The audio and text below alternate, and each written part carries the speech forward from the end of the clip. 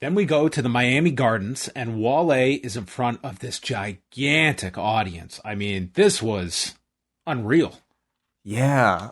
It's said that these crowds have like upwards of like 200,000 people across the several nights, Mhm. but just one night alone spread like all on like a flat This was surface. just a sea of people. It looked Yeah, cool. I thought like you had the Ferris wheel in the background. Ferris wheel always adds to a postcard. definitely. Agreed. Yeah. It's a site that I personally haven't I mean, I haven't seen it since the pandemic. This a crowd this big. I'm sure it's taken place elsewhere. Oh, Does I it did you see the celebrations in Milwaukee the other night when they won the championship in the streets? Dude, it was Oh, okay. it was every bit as much as this. Like these crowds, it was crazy. Yeah, like I mean, I'm still not ready to be like so tightly packed in, like with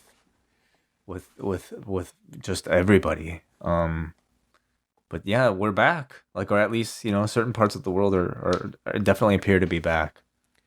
So Wale is getting the crowd to try and chant, "We want the smoke." So the Street Profits come out, and it's Angelo Dawkins against Chad Gable. And I could tell the crowd at Rolling Loud, they were excited when they got to see a Minoru Suzuki armbar introduced by Chad Gable here.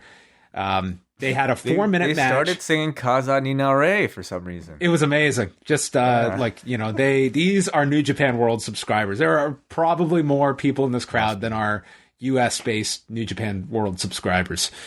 There was a hammerlock suplex by Gable. He worked on the arm. Moonsault lands on the feet. Dawkins makes his comeback. Was hit with a Kapu kick, which Chad Gable, Pat McAfee labeled the cannonball heel that Jushin Liger could have been using all these years. The cannonball heel. Is the internet upset at him for that one? Oh, A combination. yeah. And then Dawkins hit the spine buster and won in 4 minutes. I will say in both matches, it sounded, especially in the women's match, that they were keeping the audio from Cleveland in because there was definitely a chant of "We want something," and I couldn't make it out. They were Because chanting, "We want Bobby" or "We want Cardi." Like Bobby Shmurda and Playboy Cardi were set to get on the stage after this. So much of this crowd were simply seeing this as an obstacle to them wanting to see their favorite rappers. it definitely did not seem like after I think one match was probably what this crowd was willing to sit through. They were Hmm not here for wrestling. hmm So a second match I think was pushing it, and like you could see like there was canned audio, but you could also see like this these hundreds whatever the attendance was. We're They did not not give going a crazy shit. for this. I mean, this is like we see, WrestleMania when you bring out the musical act. It's like the crowd checks out. Like they're Yeah. not here for that. It's brief, but it's still like this is not what we're here to see. I still feel this was like a worthwhile thing to try out. I thought that the environment looked cool, but I mean, this was a crowd that these were not wrestling fans here to see wrestling and probably had no idea who these people were beyond Wale. Yeah. Yeah. And once I think I saw this crowd reaction, I think it was a good thing that Sasha Banks didn't make her return here. Might have been a good thing for Big E not to be here because although I think Big E, like especially next to Wally, I think he would have gotten probably a much bigger reaction than obviously like Angelo Dawkins and maybe even more than Bianca Belair perhaps. But They should have had I Hit Row perform.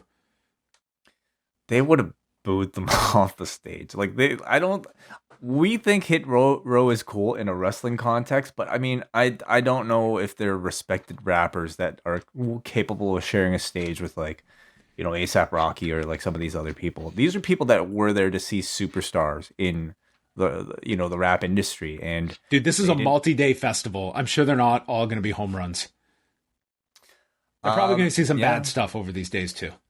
perhaps, but I mean, the way these festivals go, it's the biggest names that appear towards the end. So I don't know. I think wrestling here was felt really out of place. But I will say, like, if you weren't really watching for kind of the weirdness and the audio manipulation, if you're just kind of a casual person flipping through Fox, like this probably was, it looked big to you. Did they make any new fans at Rolling Loud from these appearances? it's hard for me to imagine, but that doesn't mean it wasn't worthwhile to try. I think it's always worth trying. Like, if this idea was presented, I think you go for it. Like, what's the harm? It's 2 segments of television in front of a gigantic probably the largest audience that is going to be live for matches involving WWE talent. Now, it is not fans. I don't know how many of these people are suddenly WWE fans tomorrow morning when they wake up and remember this fever dream that included Bianca Belair and Carmella out here for 5 minutes. But nonetheless, so the next match was Carmella and Belair, and they had kind of like a shortened version of the matches they've had prior, where Carmella blocked a vertical suplex, hit a face buster for a 2 count, and then ran into a right hand KOD.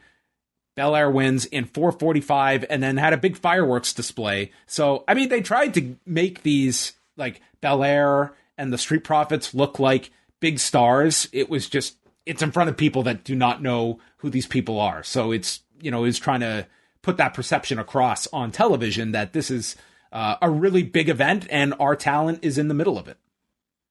Yeah, and in that sense, I suppose it was worthwhile. I just, I always look for the authenticity in especially with WWE.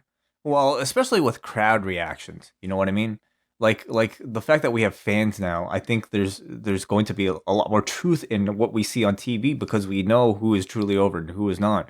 And today we just kind of unfortunately have to go back to fake audio with beautiful visuals. But, unfortunately, this was in no way any sort of indicator of how popular these people were. They were simply using that crowd as a backdrop to present these guys as bigger stars. Yes, we got Rolling Loud .mp3 tonight. Yes. And we want Bobby.